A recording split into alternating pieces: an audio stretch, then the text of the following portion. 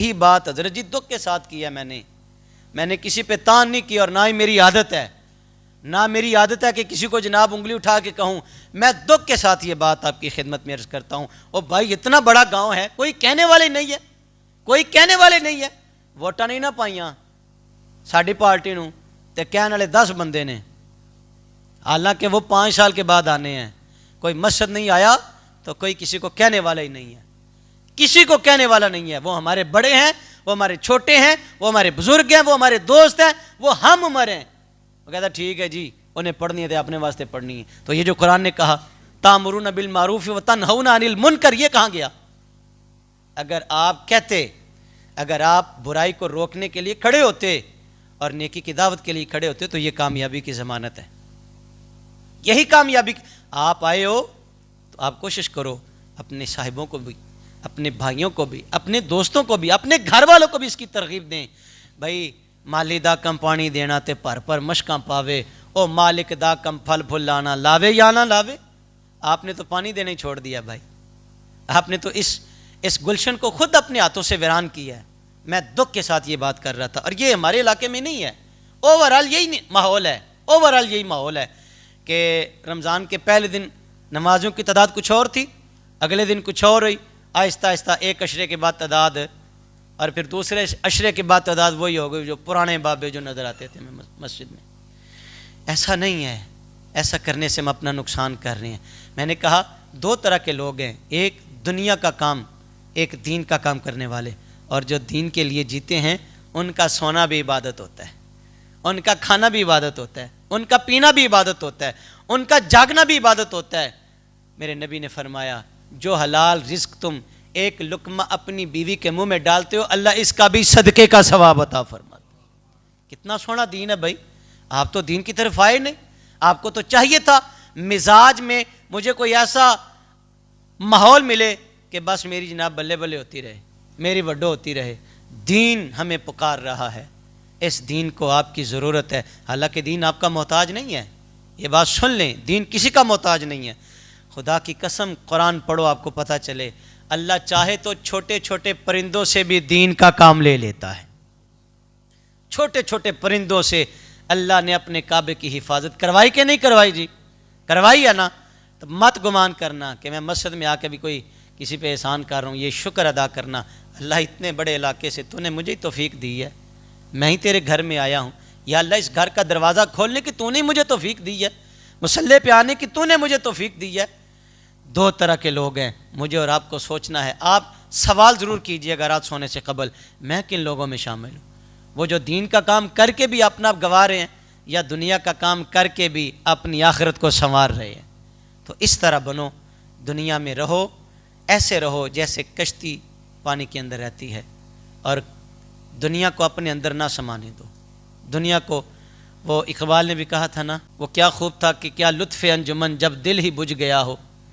تو اقبال نے بھی یہ تڑپ کے کہا تھا کہ اب دنیا میں جی نہیں لگتا، اس لیے کہ میرا سودا بازار مصطفیٰ میں ہو چکا ہے. تو جن کا سودا بازار مصطفیٰ میں ہو جاتا ہے نا، وہ پھر دنیا کو کبھی بھی ترجیح نہیں دیتے. ایک روایت سنیں حضرت جابر سے، کملی والے علیہ السلام جا رہے تھے کہ سر راہ حضور نے نا ایک مردار کو دیکھا، ایک بھیڑیے کو، مرے ہوئے بھیڑیے کو دیکھا.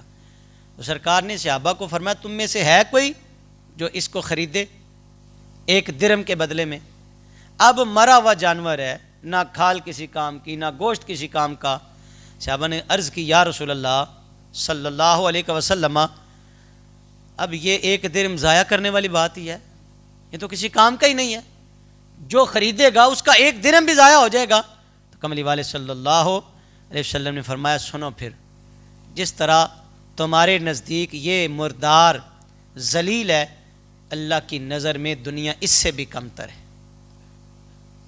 اللہ کی نگاہ میں دنیا اس سے بھی ذلیل تر ہے. جس کے پیچھے بھاگتے ہو، جس کے پیچھے ہماری دوڑ لگی ہوئی ہے یار، کہتے ہیں میں ہونے دے تو اگے ود جاواں. بس یہ آگے بڑھنے کی دوڑ میں ہم نے اپنی آخرت کو داؤ پہ لگا دی. میں کہتا ہوں آگے بڑھنے کی دوڑ لگاؤ، ضرور لگاؤ، لیکن صرف مال کی نہیں یار، عبادت کے لیے بھی. یہ نیت تو کرو نا یار، اس نے 1 پڑھی ہے یا اللہ مجھے بھی توفیق دے. یہ نیت تو کرو نا، اس نے 100 مسجد میں دیا ہے، اللہ مجھے 200 دینے کی توفیق دے. اوے آگے بڑھنے کی کوشش کرو یہ میرے نبی کے غلاموں کی سنت ہے۔ عمر فاروق نے بھی کہا آج میں ابو بکر سے بڑھ جاؤں گا، آدھا سامان گھر کا لے کے آ گئے۔ ابو بکر نگاہیں انتظار میں تھی کہ ابو بکر بھی آنے والے ہیں۔ ابو بکر آئے تو سارا ہی مال نبی کے قدموں میں رکھ دیا، سارا ہی مال حضور کے قدموں میں۔ سرکار فرماتے ابو بکر کیا لے کے آئے ہو اور گھر کیا چھوڑ کے آئے ہو؟ کہا سونیا جو کچھ تھا میں لے آیا، گھر جانے خدا جانے یا مصطفیٰ جانے، میری جند بھی توں میری جان بھی توں، میرا مصحف تے قرآن بھی توں۔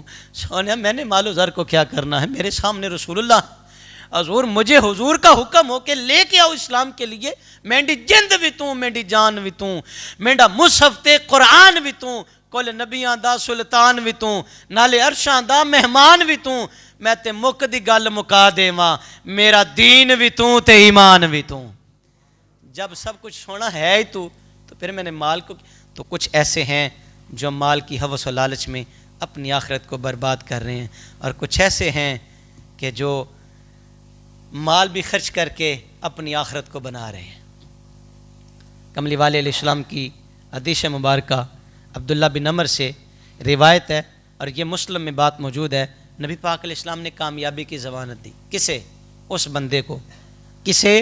جس کو اللہ نے تھوڑا مال دیا، حضور نے کامیابی کی۔ حضور فرماتے ہیں کامیاب ہو گیا وہ مسلمان بقدر کفایت جس کو رزق دیا گیا، جس کے کھاتے میں رزق تھوڑا آیا لیکن وہ تھوڑے رزق پہ بھی اللہ کا شکر ادا کرتا ہے۔